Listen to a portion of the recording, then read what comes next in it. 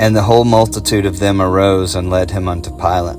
And they began to accuse him, saying, We found this fellow perverting the nation, and forbidding to give tribute to Caesar, saying that he himself is Christ, a king. And Pilate asked him, saying, Art thou the king of the Jews? And he answered him and said, Thou sayest it. Then said Pilate to the chief priests and to the people, I find no fault in this man.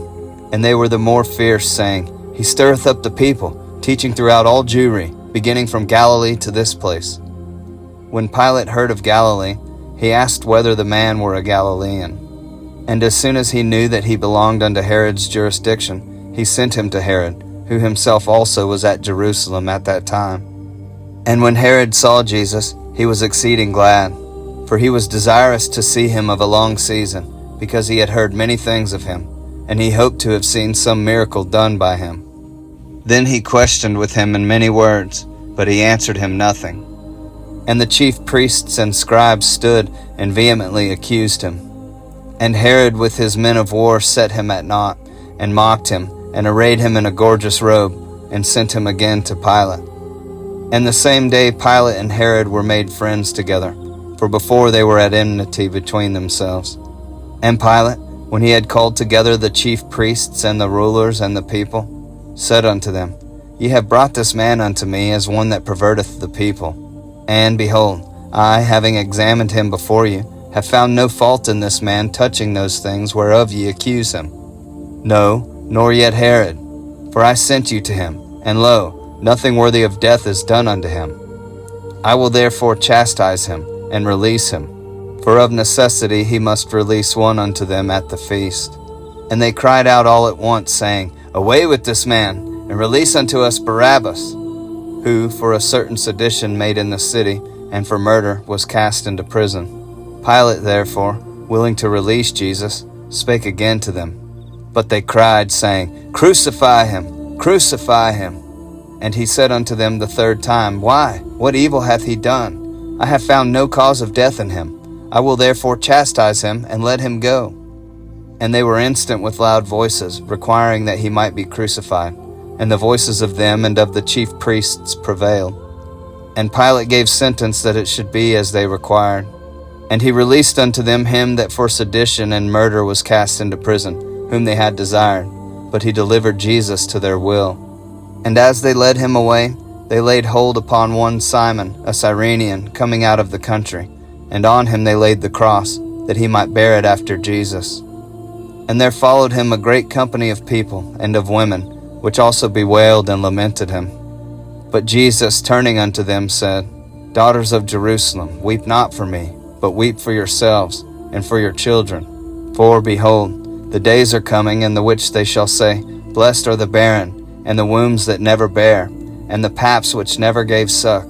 Then shall they begin to say to the mountains, Fall on us, and to the hills, Cover us.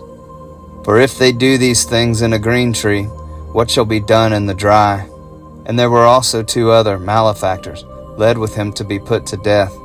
And when they were come to the place which is called Calvary, there they crucified him and the malefactors, one on the right hand, and the other on the left. Then said Jesus, Father, forgive them, for they know not what they do. And they parted his raiment, and cast lots. And the people stood beholding. And the rulers also with them derided him, saying, He saved others, let him save himself, if he be Christ, the chosen of God.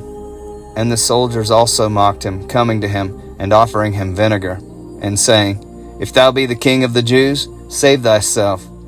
And a superscription also was written over him in the letters of Greek and Latin and Hebrew, This is the King of the Jews.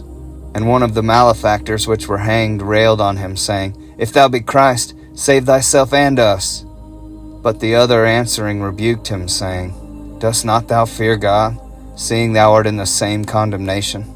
And we indeed justly, for we receive the due reward of our deeds, but this man hath done nothing amiss.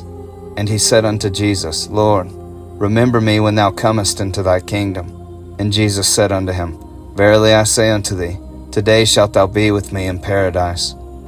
And it was about the 6th hour, and there was a darkness over all the earth until the 9th hour. And the sun was darkened, and the veil of the temple was rent in the midst. And when Jesus had cried with a loud voice, he said, Father, into thy hands I commend my spirit. And having said thus, he gave up the ghost. Now when the centurion saw what was done, he glorified God, saying, Certainly, this was a righteous man. And all the people that came together to that sight, beholding the things which were done, smote their breasts and returned. And all his acquaintance, and the women that followed him from Galilee, stood afar off, beholding these things. And behold, there was a man named Joseph, a counselor, and he was a good man and a just. The same had not consented to the counsel and deed of them. He was of Arimathea, a city of the Jews, who also himself waited for the kingdom of God. This man went unto Pilate and begged the body of Jesus. And he took it down, and wrapped it in linen, and laid it in a sepulchre that was hewn in stone, wherein never man before was laid. And that day was the preparation, and the Sabbath drew on. And the women also, which came with him from Galilee, followed after, and beheld the sepulchre, and how his body was laid. And they returned, and prepared spices and ointments, and rested the Sabbath day according to the commandment.